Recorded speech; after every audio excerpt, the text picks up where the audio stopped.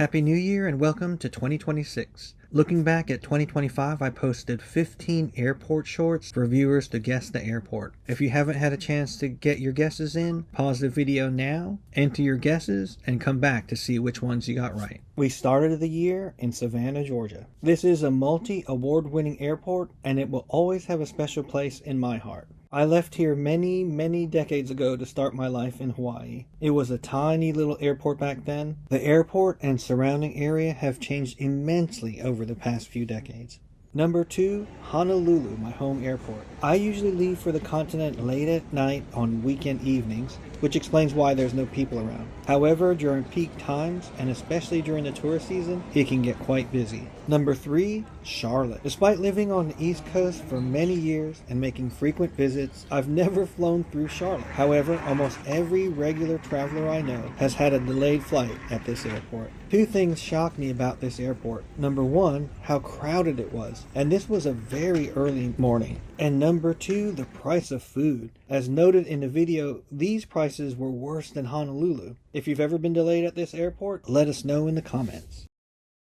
Number 4, Raleigh-Durham. This is another airport I'm familiar with from my youth. I lived in the area many decades ago, and the airport and surrounding area have both grown so much since I lived here that it looks nothing like I remembered. Number 5, LAX. This is my least favorite airport that I travel through regularly. Somehow I always wind up walking through long, unfinished corridors. One night though, I did get to ride a bus along the flight line to my connecting flight, and that was pretty cool. Number 6, Las Vegas. Las Vegas is affectionately known to locals as the Ninth Island, so I've flown through this airport many times. Last time I was here, a lady at my gate won some cash on the slots right before departure. Number 7, Sacramento. My first time at this airport and the city, and I like them both. The airport was modern, spacious, clean, and uncrowded. My first night in Sacramento, I stayed by a farm and I loved the peace and quiet. Also, being a city dweller, I loved how dark the night was. Number 8, BWI. Another new airport for me this year. My layover there was very short, so I didn't really get a chance to look around. Number 9, San Francisco. This is my preferred airport if I must lay over on the West Coast. Much better organized and less hectic than LAX. Number 10, Kona Airport on the Big Island of Hawaii. I love the open air design of this airport. You board on the runway, which is always fun. Only downside is there's not much to do on a layover here. In fact, the last time we went through this airport, only one restaurant was open. Number 11, Vancouver Airport. I've flown through this airport twice in the past 12 months.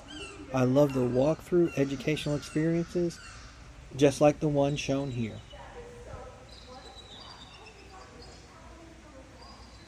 Number 12, Montreal. For the flights I've taken out of here, you have to walk through the duty-free area to get to the gate. Perfect for last-minute gifts and picking up some snacks before that long flight. Number 13, Leonardo da Vinci Airport.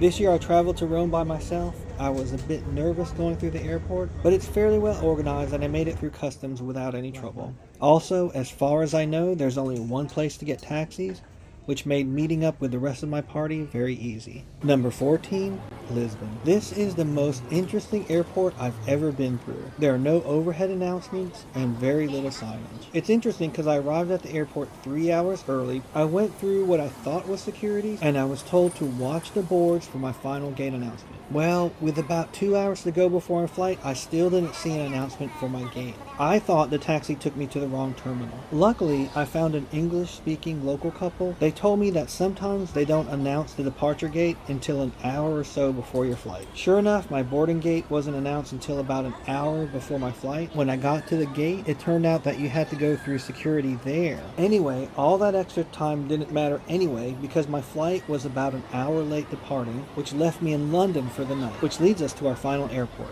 Number 15, Heathrow. At this point, I was traveling back to the US by myself. I was pretty nervous about my unexpected departure through Heathrow because I'd heard what a nightmare this airport can be. Plus, Wimbledon and Formula One were that weekend. I arrived at the airport 3 hours early and there was hardly anyone there. perhaps because it was a Sunday. To my relief, I made my departure without incident. Well, that's the big reveal. How many did you guess? Are any of these airports on your favorites list? Please make sure to drop a like if you enjoyed this trip through the many airports I visited this year. Please subscribe and stay tuned for more airport shorts in 2026. Mahalo.